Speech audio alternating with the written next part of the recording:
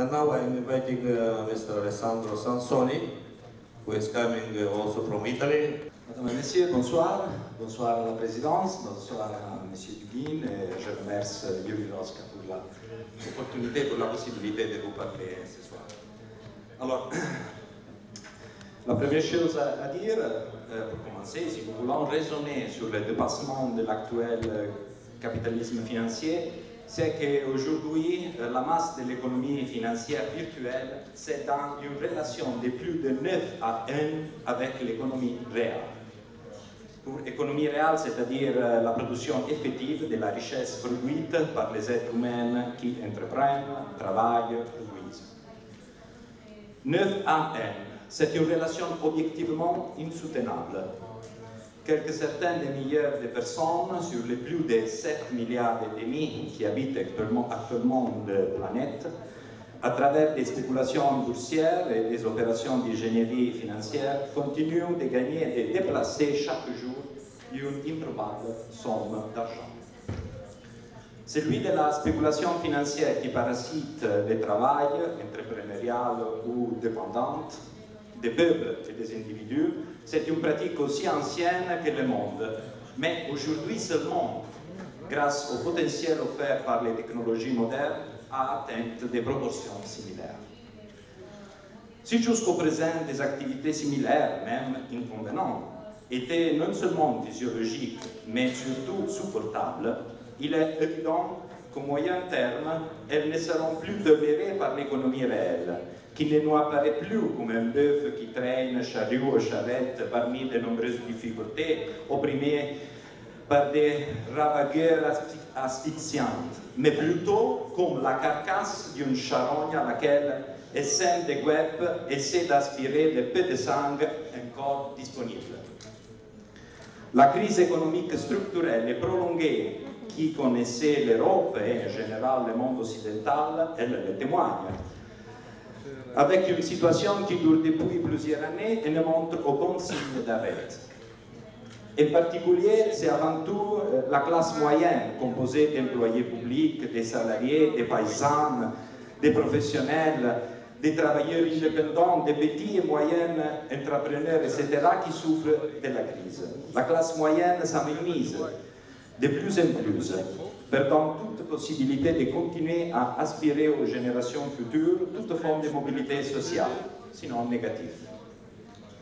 Avec la liquéfaction progressive de la classe moyenne, c'est la démocratie elle-même et en même temps l'État moderne tel que nous le connaissons depuis 200 ans qui vont à mourir.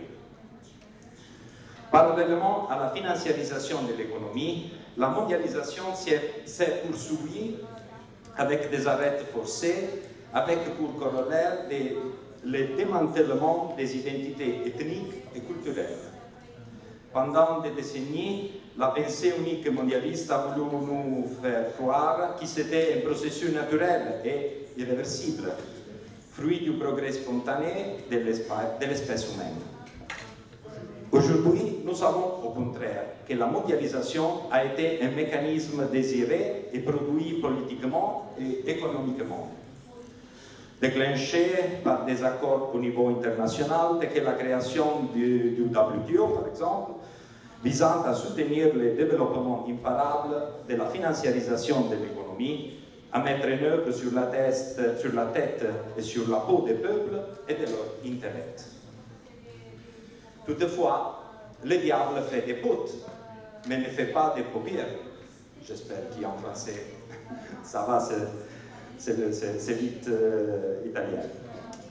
Malgré la classe politique des pays occidentaux, et pas seulement, c'est aujourd'hui la dépendance complète, non seulement économique, mais même culturelle, de la logique de la finance, l'insoutenabilité à long terme d'une telle situation produit des anticorps sociaux, politiques et culturels qui peuvent, non sans un prix salé, nous conduire à une nouvelle époque.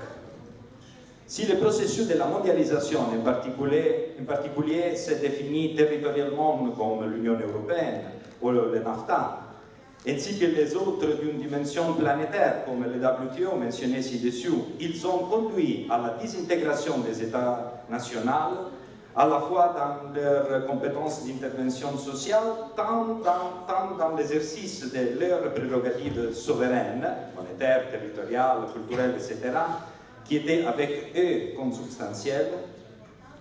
D'autre part, la réaction déclenchée est à certains égards même favorisée par les champions de la mondialisation, caractérisés par l'émergence des soi-disant petites patries, ancrées à l'héritage historique ancien, mais en effet perturbateurs pour les États nationaux, voire par exemple l'explosion de la Yougoslavie, le retour en force de la dichotomie nord-sud en Italie, le mouvement indépendantiste écossais, la question actuelle catalane, etc., nous montrent déjà maintenant ce qui pourrait être la voie alternative pour aller vers le futur, dans la conscience de l'absurdité abstraite de la synthèse globale du politiquement correct, qui inévitablement reviennent à la irrémédiable dialectique globale contre locale. L'hypothèse est que dans les années à venir, l'inquiétude des peuples de revenir à ce qui est certain est bien défini et limité, et par conséquent contrôlable, peut indiquer le chemin à de nouvelles élites d'extraction authentiquement populaire pour libérer le peuple de l'oppression de la finance mondialiste. Un espoir, c'est vrai, mais qui est possible de cultiver de manière réaliste sur la base de la conscience que l'histoire ne s'arrête jamais, même lorsque les penseurs radicaux chic ou théocons annoncent la fin. Le retour à l'économie réelle et à ses mécanismes régulateurs fondamentaux ne signifie pas la fin des bourses et des spéculations et la mise en place d'un monde idyllique sans injustice sociale.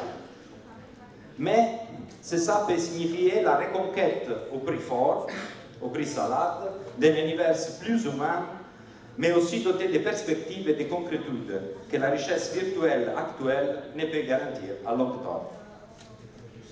Pour l'essayer, il y a un autre fait historique qui marque la figure de ces années que nous vivons, l'effondrement du rêve européen.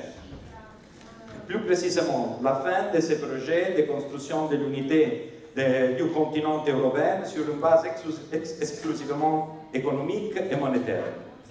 Un projet qui s'effondre face à l'évidence qui nous dit qu'il n'est pas possible de réparer les raisons, de séparer les raisons et les domaines d'action du soi-disant marché des actions vraiment et authentiquement politiques. La construction d'une puissance européenne différente des puissances classiques, indépendante de la force militaire et politique, parce que concentrée complètement sur l'économique, idée surtout cultivée par les classes dirigeantes allemandes, mais non seulement, on est révélé irréalisable. En même temps qu'il n'était pas possible d'imposer l'euro comme monnaie de réserve mondiale au lieu du dollar, avec les seules armes mises à disposition de la Banque centrale européenne et la technocratie bruxelloise. C'est une tentative qui a fini par faire de l'Union européenne quelque chose comme le dieu Chronon qui va dévorer ses enfants. Et 10 enfants, ces enfants sont des pays méditerranéens, étranglés par la dette publique et une monnaie trop lourde pour assurer la compétitivité de leur économie. L'Europe, comme une forteresse assiégée dans les dernières années, par la masse de liquidités pompée par la Federal Reserve à travers les quantitative easing, et aussi par les masses d'immigrés qui affluent dans les vieux continents. Par inertie, les seigneurs de Bruxelles se font des illusions de pouvoir aller de l'avant comme ça. Mais les victoires des mouvements populistes, même lorsqu'ils n'ont pas réussi à se rendre au gouvernement, ont d'ailleurs déjà imposé un changement de cap. Le dollar est resté la monnaie de réserve mondiale, mais entre-temps, les raisons de la géopolitique sont revenues sur la scène internationale et déterminent, bien qu'énonciellement, le présent de la politique américaine, anglaise, russe, arabe et chinoise, et avec plaisir ou non de l'Europe même, qui cherche à travers la double vitesse ou la coopération renforcée de se recentrer sur un profil et une hypothèse de travail à long terme. On ne dit pas que l'Europe peut le faire. Sur ce point, il faut être moins optimiste que la perspective d'un retour à l'économie réelle. La mort progressive de l'Union européenne pourrait toutefois être le prélude à une nouvelle époque de guerre et de destruction. À cet égard, seule la construction d'une nouvelle classe dirigeante européenne, ancrée dans ses appartenances ethniques et spirituelles, mais profondément convaincue de la nécessité de construire un monde multipolaire, qui cherche sans cesse de trouver un équilibre basé sur la négociation, pourrait s'avérer décisive pour la réalisation de cet objectif, qui est un objectif empirique et non théorique. Le monde multipolaire n'est pas idéologique. Un objectif qui, avec le dépassement du turbocapitalisme financier, vise à construire, grâce aux enseignements de la géopolitique, l'ordre et la paix.